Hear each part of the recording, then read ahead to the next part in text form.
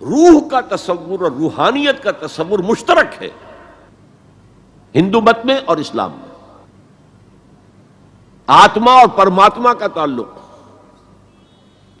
ہمارے ہاں روح کا اور اللہ کی ذات کا تعلق. یسألونک عن الروح قل الروح من امر ربی. آتما اور پرماتما، یہ تصورات جو ہے ایمبیڈڈ ہیں. آپ اگر وہ جملہ سنیں، میں نے پہلے بھی سنایا ہے اپنشد کا، جو بالکل معلوم ہوتا ہے اس آیت کی ترجمانی ہے. Man in his ignorance identifies himself with the material sheets which encompasses real self. اس کی اصل خودی، اصل انا تو اندر کی ایک حقیقت ہے، اس کے گرد یہ گوشت پوشت کا کور چڑھا دیا گیا ہے. انسان اس کو سمجھتا ہے یہ میں ہوں، یہ میں نہیں ہوں. میں تو وہ خودی ہوں، وہ انا ہوں، وہ ایگو ہوں، وہ آتما ہوں جو اس شریر کے اندر ہے. یہ تصور جس قدر اسٹرانگ ہے ہندو مت کے اندر، انہیرنٹ ہے اسلام میں بھی، اور آج کی دنیا اسی کے خلاف تو جا رہی ہے. The world is world of matter only, what is beyond matter we don't care. Because وہ ہماری جو ہے حواس خمسہ کی گرفت میں آتا ہی نہیں. ہم اس کو کیسے اسٹڈی کریں؟ ہم تو چیزوں کو دیکھتے ہیں، سنتے ہیں، چکھتے ہیں، چھوتے ہیں، سونگھتے ہیں، نتیجے نکالتے ہیں. تو یہ دنیا ورلڈ آف میٹر تو جو ہے ہمارا میدان ہے انکوائری کا، تفتیش کا، تحقیق کا. لیکن یہ کہ وہ ماورائے مادہ، ماوراء طبیعت، میٹا فزکس، اس سے ہمیں کوئی دلچسپی نہیں ہے. خدا یا نہیں ہے، ہوگا. یہ کائنات تو ہے نا. روح کوئی ہے یا نہیں ہے کس نے دیکھی؟ جسم تو ہے نا. آخرت کوئی ہے یا نہیں ہے؟ یہ دنیا تو ہے نا. تو جو ہے، جو واقعہ ہے، جو ریئلزم اسی کا نام ہے، جو ریئل ہے اس پر اپنی توجہ محدود رکھو. جو مذہب کے ایسنس کے خلاف ہے، اس مذہب میں ہندو مت اور اسلام مشترک. وہ ایسنس آف مذہب روح اور روحانیت.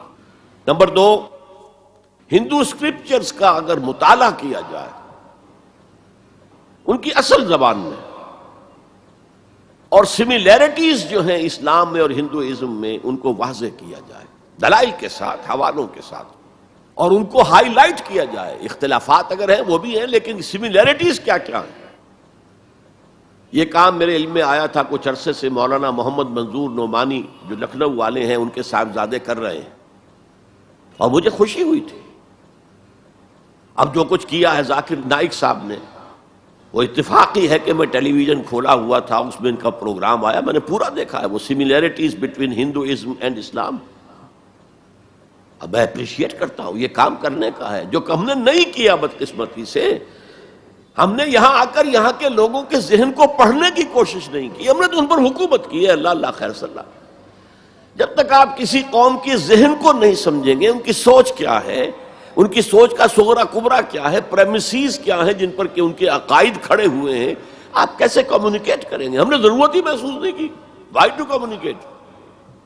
ہمارے پاس طاقت ہے، we have brute force and we can govern them, that's آل.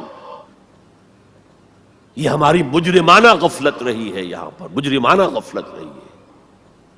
میرے علم میں آیا یہاں ہی کہ ایک مصنف شمس نوید عثمانی، جن کی کتاب آپ نے پڑھی ہوگی اب بھی نہ جاگے تو، کافی دن ہو گئے میں نے وہ کتاب پڑھی تھی.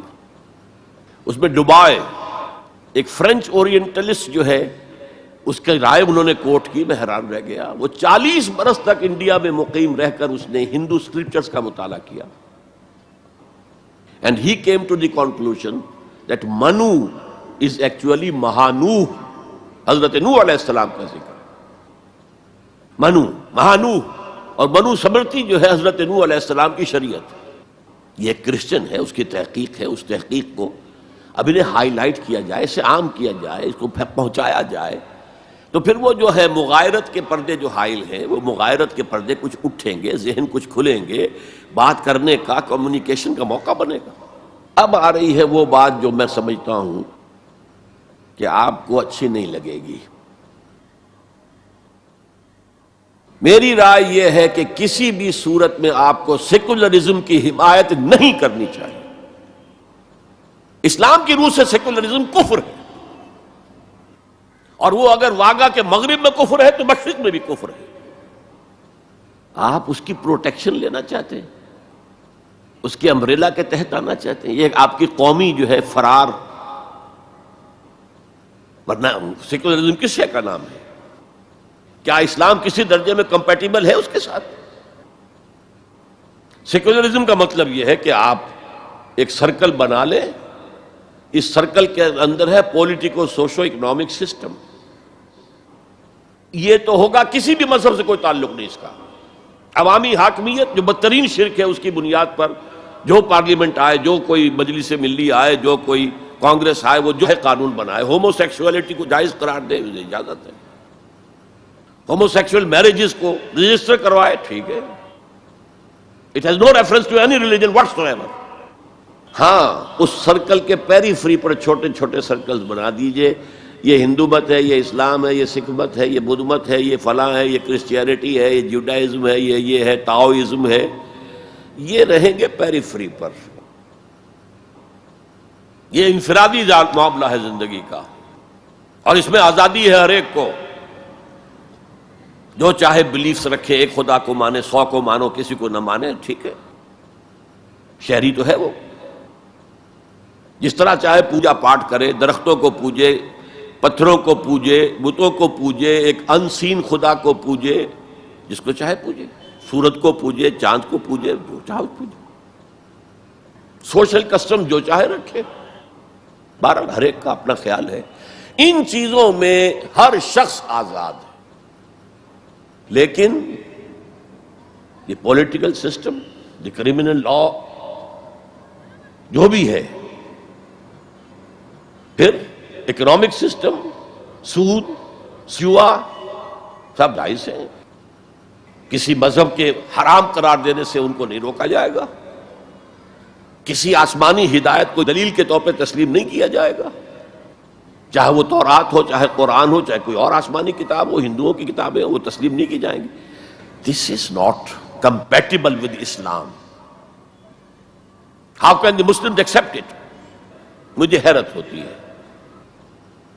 میری یہ بات میں جانتا ہوں یہاں کسی کی سمجھ میں نہیں آئے گی، لیکن یہ کہ بہرحال جیسا کہ میں نے شروع میں کہا تھا، اگرچہ قول تو وہ فرعون کا ہے، لیکن قرآن میں نقل ہوا، قرآن کی آیت ہے، ما اریکم الا ما ارا، میں آپ کو وہی کچھ دکھا سکتا ہوں جو میں خود دیکھتا ہوں، ورنہ میں سنسیئر نہیں ہوں، neither to myself nor to you.